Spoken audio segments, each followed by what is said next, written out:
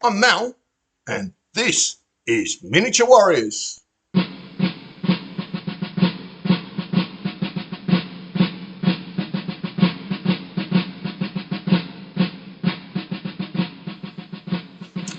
Today's game sees us finishing off our 3-game, I know I said 2, but our 3-game Riverbend Rifles Whobecistan campaign for 2024.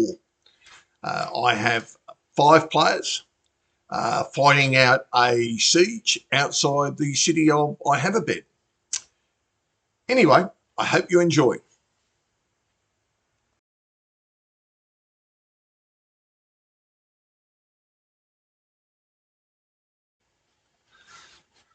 Just a comment on the rules we used today. Once again, we used the men who would be king, but with our homegrown or homebrewed ammunition rules. But we also put in a sequence draw. Our group tends not to like the I go, you go. So we put into place almost a bold action style unit draw, except for not based on the number of units that each player had, based on their command ability. So the higher command ability of a commander, more chips went into the pot. The two sides put their chips in, and then a single black chip went in. And then when the black chip was drawn, end of the turn. No unit could move more than once. But the battle was broken into 2 ends of the table. And one of these pots, these command draws, was running at each end of the table. Now, when the black chip came out at either end, the game turn finished. And regardless, as long as you had drawn your chip or a chip out of the pot, you got to complete that unit's move. But the single black chip being drawn at either end finished the turn. Now, what we then did was to achieve a siege concept was the 2 commanders rolled 2d6 at each end of the table. And if they rolled the identical number for the first 6 turns, the day was finished. For whatever reason, sandstorm sweeps in, command ineptitude, doesn't matter. The game day finished. After 6 turns, it was one either side. So if I rolled a 7, you rolled a 6 or an 8, the game turn or day would finish. And then we then rolled for ammunition replenishment, the scrounging of cartridges from the casualties, the finding of an extra box of cartridges to replenish ammunition, but not necessarily all the ammunition you would use. So your ammunition supply could go down, and you consumed day's rations. As your day's rations got less, once you had run out, there was a morale effect on your morale test within, or your pinning test within the men who would be king. Anyway, let's move on to the game, and I hope you enjoy.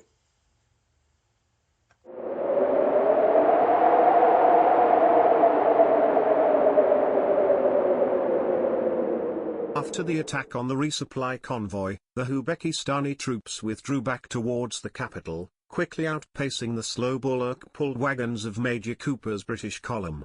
The scene was set and the fuse lit, for the natives to expel the foreign devils once and for all. The evening of August 20th, 1890, was quiet in I Have a Bed. The blistering heat of the midday sun had eased, and the streets of the capital were deserted. The expected supply convoy had been due today but had not arrived. Major Graham, commanding officer, 2nd Battalion Riverbend Rifles, was the acting ambassador to the Great Khan's court, as Lieutenant Colonel McWhorter had taken ill and was confined to his bed in the foreign legation. At last light, multinational work parties had gone to work erecting barricades and sandbag walls restricting access to the foreign legation. The legation itself was situated within the city walls. The remainder of the British Expeditionary Force was encamped in the imperial cantonments, near a small oasis, approximately a kilometre from the main city gate. Here too, the British troops were on high alert, the officer commanding, Captain Heath, sensing something was just not right.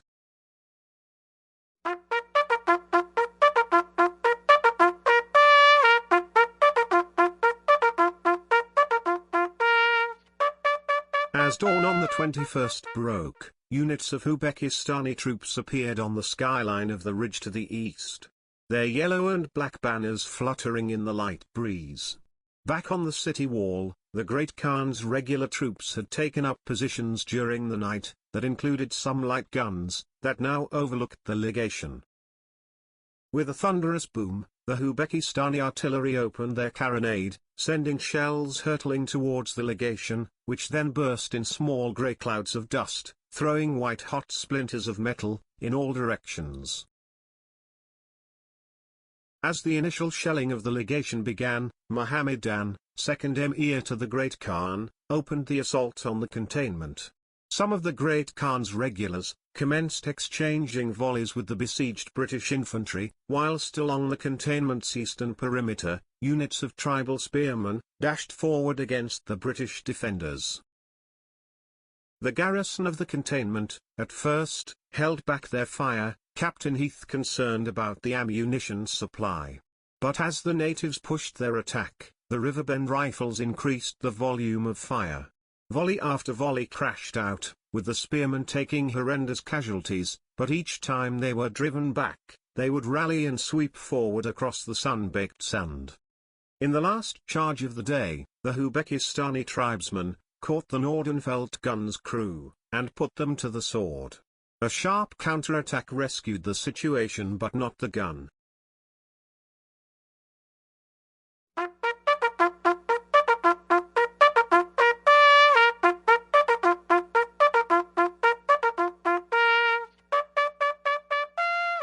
Dawn on the 22nd, inside the international legation, opened much as the 21st. The Great Khan's artillery lobbed shells into the compound. As these shells exploded, forcing the defenders to keep their heads down, a band of native irregulars under command of Abdullah Ayam entered the sewers that ran under the city. Their progress was exceedingly slow as they moved along the darkened tunnels. But Abdullah was determined to find his way inside the foreign devil's position. Above ground, the legation garrison maintained a desultory fire against the Khan's regular troops. The Europeans mainly fighting from behind the brick and mud walls of the rooftops, or the sandbag barricades. Many of the civilians, who worked and lived in the legation, took up arms and assisted the soldiery of the embassy detachments. Several of the wives fighting alongside husbands, even in the oppressive midday heat on the roofs. Both the German and Russian ambassadors were conspicuous, actively directing actions of their respective troops. Out to the west, outside the city gate, Mohammedan launched a concerted attack on the large sand dune that marked the western boundary of the imperial cantonment. C Company, under Captain Heath's command, advanced but was then driven back up the sandy slope, their withdrawal being covered by a platoon of Gurkhas and a troop of cavalry. As the sun dipped towards the western horizon, a battery of the Great Khan's regular artillery, which until this point had remained hidden, opened a harassing bombardment against the eastern side of the camp.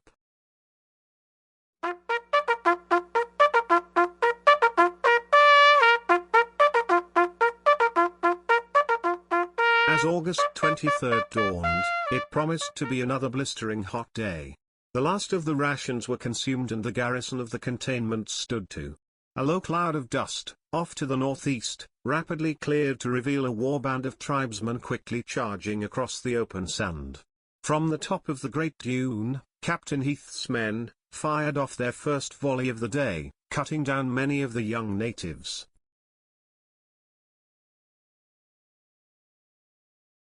The tribesmen veered to their right and smashed, headlong, into a tired sepoy unit that was holding the flank of C Company and overwhelmed the poorer trained troops. The sepoys gave ground and then broke, fleeing back through the cantonment tent lines. To the southwest of the cantonment, the Great Khan's household guard cavalry unit arrived, threatening to charge the hard-pressed British. Back in the legation, the defenders hunkered down to another day of tedious defense. The Great Khan's troops continuing to harass the defenders with both rifle and artillery fire. The strain on the garrison was starting to tell. 3 days of continuous engagement was eroding the morale of individuals as hunger started to take effect. Late in the afternoon, Mohammedan sent his irregulars forward once more. They attacked the beleaguered garrison, who poured on fire into the packed mass of the native spearmen. Supported by the Great Khan's artillery, the fanatical tribesmen pressed forward, slowly driving the stout defenders back step by step. With the containment shrinking yard by yard, Captain Hislop, a brave chap, led several localized counter-attacks, but each time he achieved a local success the tribesmen pushed hard elsewhere. The momentum was with the natives. The imperial garrison knew it was just a matter of time before they would be overwhelmed, and as the heat of the day dissipated, so did the hopes of the British troops.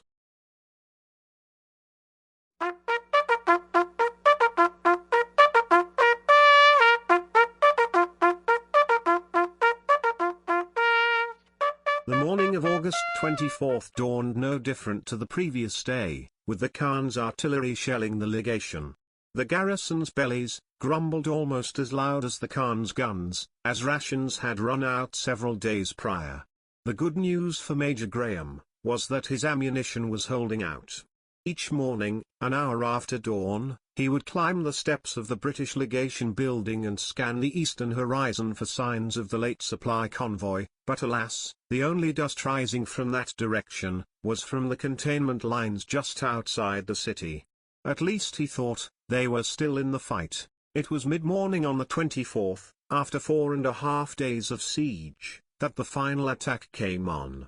The Whobecistan tribesmen had massed on all sides, and then at a signal from Mohammedan, surged forward. The massed musketry of the defenders could be heard clearly within the legation.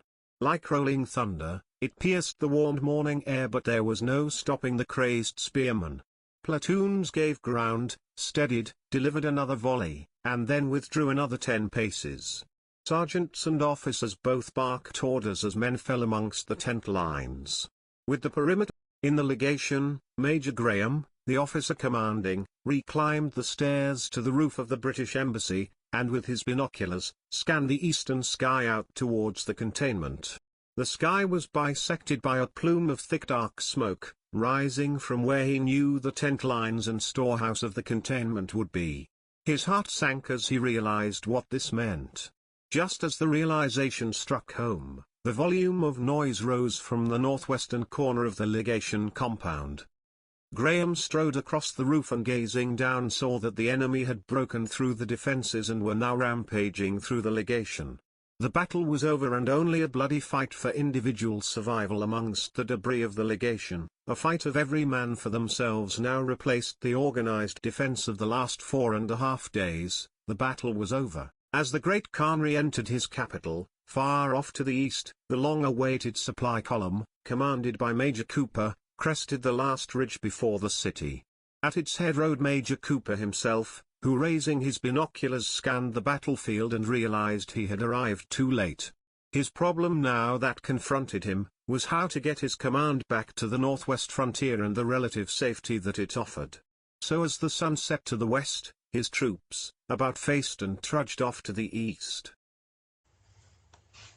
Well, the poor old Riverbend Rifles copped a hiding in the end. The issues for the European commanders was they both, in the containment and in the legation, they both rolled very low rations. The supply column hadn't arrived. It didn't arrive until too late. So the resupply of the garrison was a critical issue, and that first die roll really influenced what they had to actually achieve. Unfortunately, they chose to sit still inside their perimeter and await the supply train. Well, they didn't know how long Major Cooper had been delayed, and he got there about 24 hours too late. But anyway, an exciting game, a good fun game, and a good day's gaming. What's coming up on the channel? You'll see a medieval set of rules that the group has written.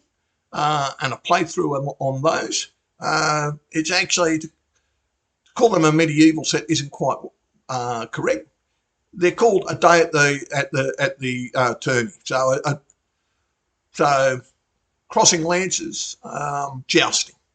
So a day at the tourney. So that's coming up. You'll see a video on those. And we're looking at starting a campaign based on The Sun Never Sets, a set of colonial rules. And that should be a shed load of fun. Anyway, hope to see you again.